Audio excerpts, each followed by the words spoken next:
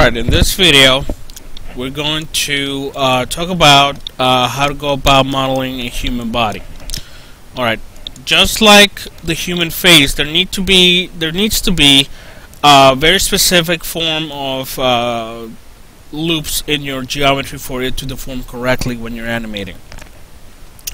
And this type of loops need to happen mostly around the chest to shoulder area and the kind of groin to leg area. Alright, so when we go about creating geometry, again, we want to make sure that our geometry flows from our chest to our shoulder rather than starting on the chest and going around. Okay, same thing here. We want our geometry to start from go from the groin area into our leg rather than going all the way across. If you have geometry going all the way across like this, the geometry is just not going to deform correctly when you're animating, and you're going to get a lot of weird kind of collapsing issues and things like that. But again, it just kind of all depends on the complexity of the character. Sometimes with simple characters, geometry like what I'm about to show you is not necessary, but for something that's human, you need to have the right amount, the right loops for this to deform correctly.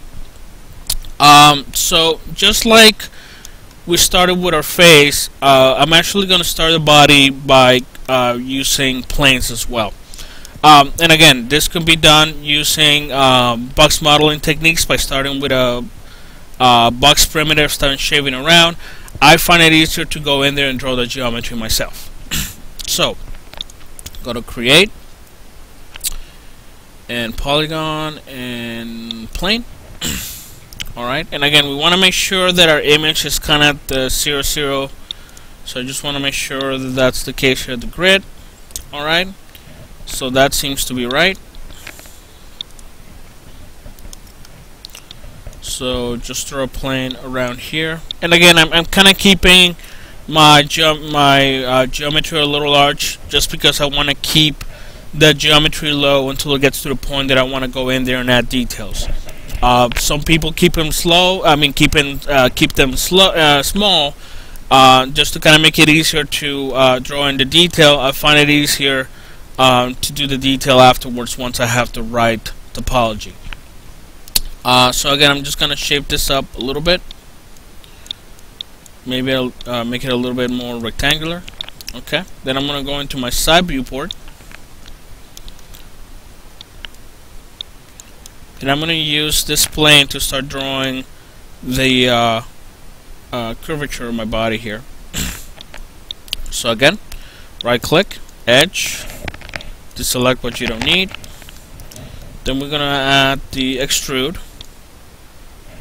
Alright, and just kind of keep repeating the command.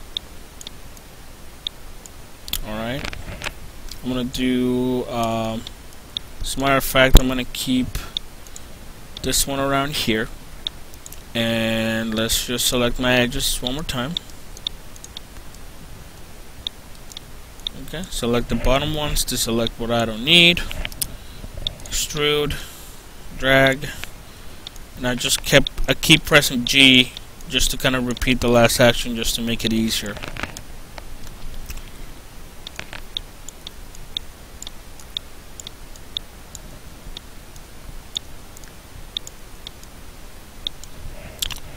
And again, this is one of those cases where it's probably easier if I just kind of start going all the way around and I actually finish also the back. So I'm just going to go ahead and do that. Alright.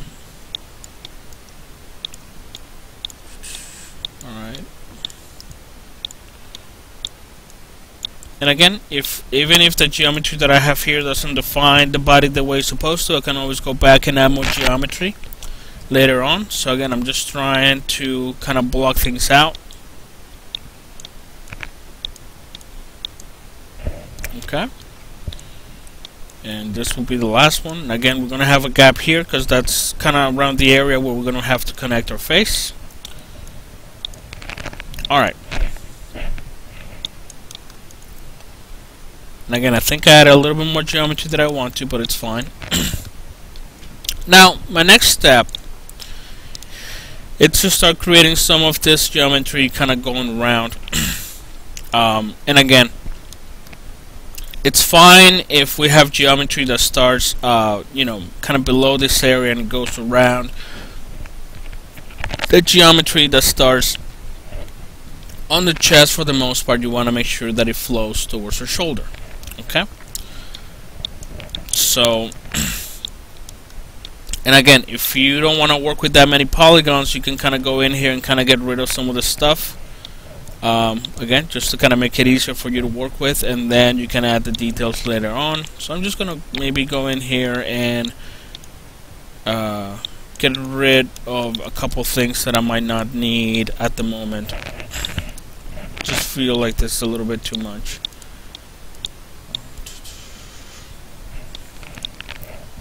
Alright, so again, I find it easier just to work with a little bit of bigger faces. Some people start with smaller faces and then start drawing stuff out. It just kind of really depends on what you're more comfortable with. Let's start with with some of this shoulder geometry and maybe start connecting some of this stuff. Another thing that I can do just to kind of make it easier for me to kind of start connecting the front, the back, and having some flowing geometry into the shoulder is actually creating the geometry that's going to define what's going on here on the side as well. Again, I could kind of use some of the geometry here to do that. And just go to the front. I got that polygon selected. I'm just going to do an extrude. Just gonna put it all the way here. Again, this face I'm just gonna get rid of, but I'm just using that as a way to start creating the geometry here on the side. So again, just gonna use this.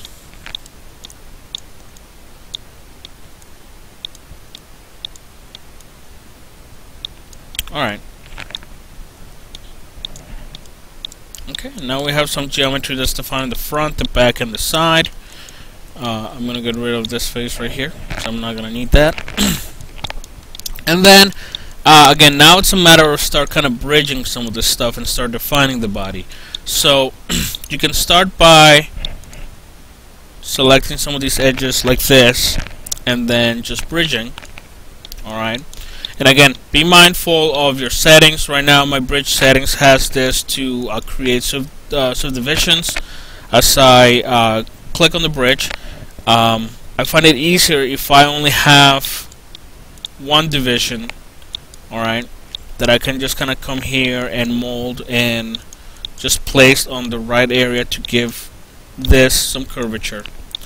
And if I need more resolution here, again, rather than starting with two divisions, I can just take this, bevel it, and that didn't work. Let's see. And again, it kind of all depends on the settings on my tool. This one is kind of dividing this into more segments that I need. Let's just see if I just do one. Okay, and again, I'm kind of creating a little bit of geometry here that I don't need. I can just kind of get rid of that. Again, if this is too much, it's probably too much for this. I'm just going to stick to 0 segments, bevel it, and that's not doing anything. Alright, just going to get rid of this face. And again, it's just kind of taking the position of the edge that I had right here and just kind of subdividing to kind of give us a little more resolution, a little more curvature. And I can do the same thing to start connecting these edges on the side. Let's talk about the topology that needs to happen here on the chest to go into the shoulder. So again, for this one, I probably want to go into the front viewport. Going to use this edge. Then I'm going to use the extrude just to kind of go here and start molding this geometry into going into that area. And again, keep in mind that you're doing this in the front viewport, so this is going to be flat, so you're going to have to go into the side and that perspective to start giving it the right curvature, the right perspective. And again, I'm just kind of drawing in this like this, and extrude it one more time. Alright. So now if I go into my perspective, you're gonna see, again, it started with the curvature that I had going on here, and then kind of took a really weird turn here. But now I can go into the perspective and the side viewport and start kind of shaping this up to what it needs to be. So again, taking these edges, kind of move them back like this, turning this polygon like this a little bit so it's following on the right form, turning this up a bit. Okay, and again switching between back and forth between perspective.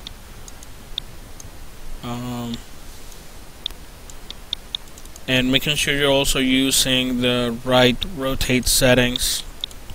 Makes it easier for you. You can also go in here and kind of move your vertices around a bit. Alright.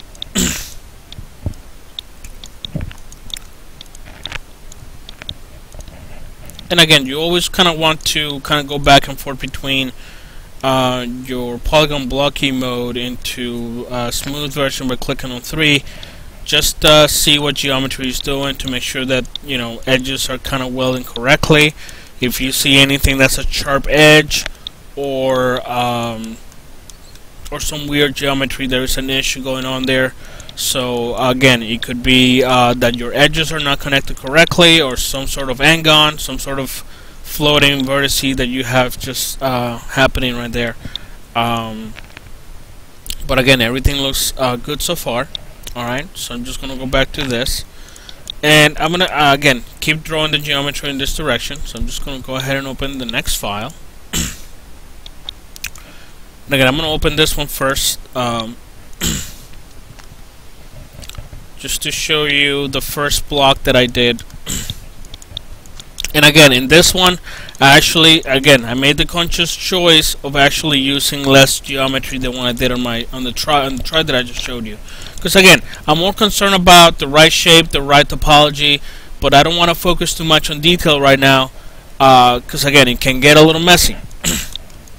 So as you can see, we got the right topology on the shoulder floor in this direction.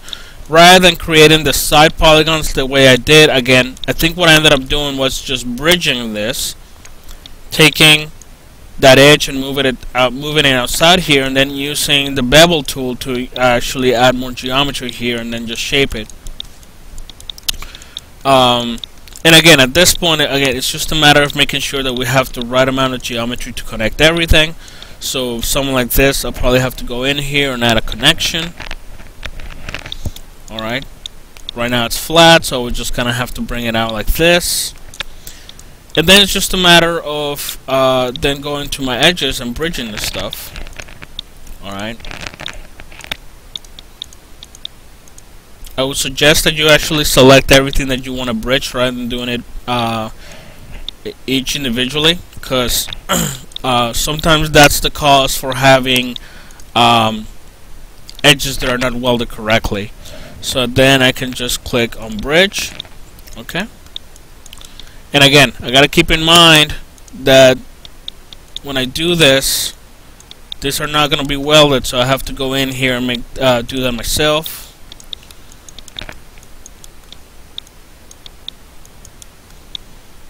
And again, just to make sure, just select it, but just to show you what happens when you don't have you know, things connected the proper way. You get like this really sharp geometry in here. This is telling you right here that there's an open edge. You know, everything should be looking smooth the way you see it right here. So again, the solution is going in there. Make sure that everything is sewn the way it's supposed to be sewn or merged. Okay. And again, I have the shoulder topology kind of going around. You know, I gotta make sure that this kind of follows the same flow. And I got this geometry right here that's kind of defining, I guess, this area of the chest. So this is gonna kind of again keep going around.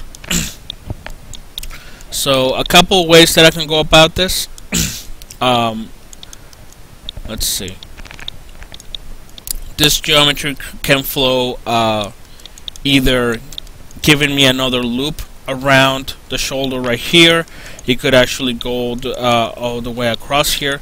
I probably, and again, I'm not sure what decision I made, so let's just kind of open the next one. That was buddy 0, 0. Let's go to 1.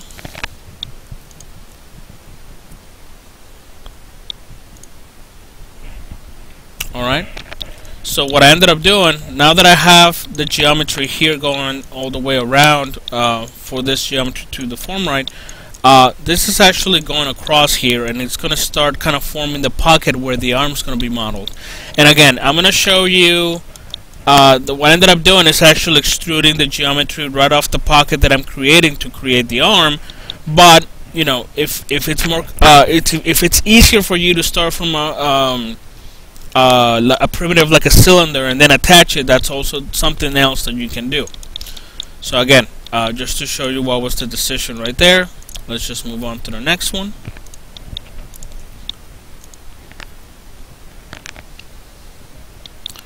Alright, so in this one, again, you're starting to see that this geometry went all the way across, and the idea was to go in here, start defining the pocket for the arm. So again, we can see that this geometry is flowing this way, we have geometry flowing this way, and again, rather than going the way across, we also have geometry flowing in this direction. Alright, so by having geometry like this, we are going to have a shoulder that's actually going to be able to fold correctly in this direction.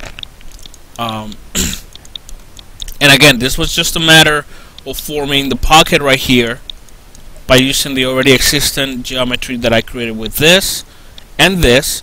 I created another extrusion here, made sure that these faces were welded, and then I extruded this out to form what the arm's going to be. And again, at this point, again, just trying to keep things simple. I don't want to add too much geometry, because once I do the hand, then you know, things are going to have to change a little bit on my arm for everything to fit. So moving on to the next one.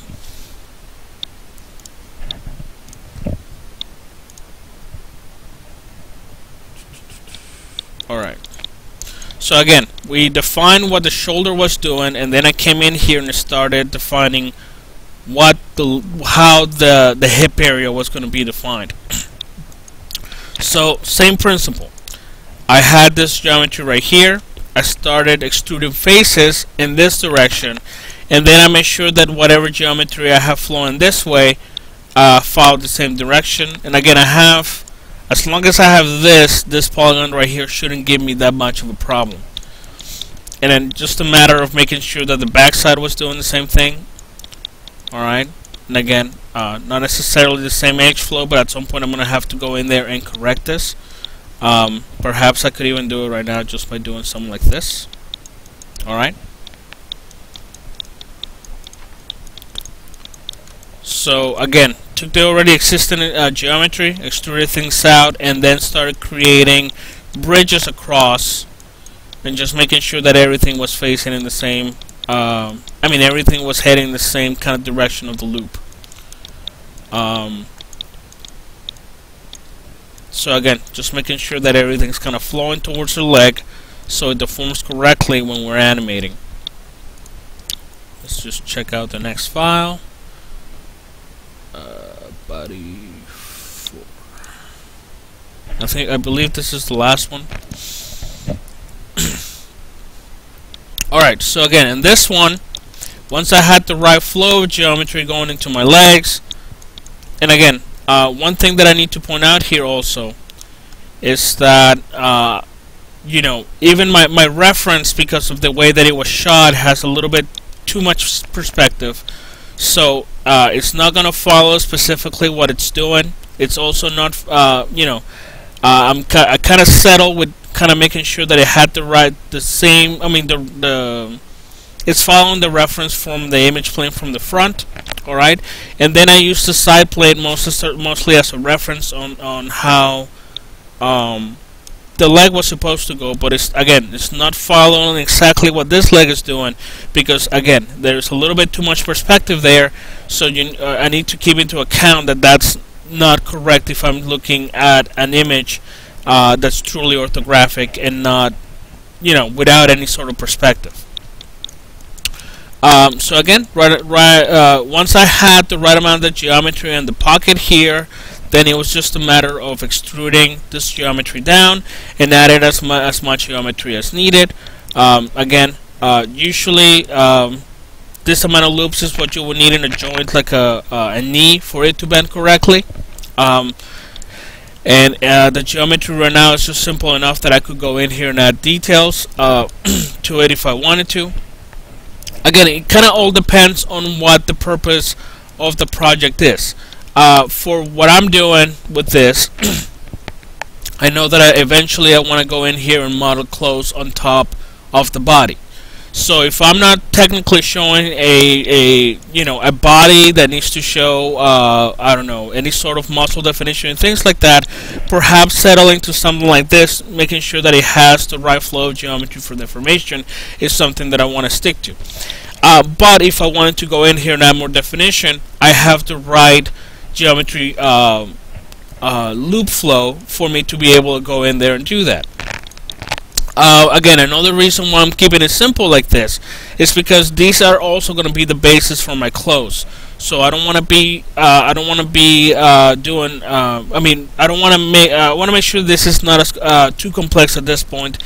If I wanted to add more definition to this, I will probably make sure that I have a copy of this body somewhere that doesn't have the definition. Alright, and again, I'll probably be using this one as the basis for my clothes. Again, start by kind of keeping things simple, and then if you need to add more detail, just make sure at the beginning that you have the right flow and geometry, and then go in there and add detail. Alright, so this concludes the lesson on how going about creating a 3D body.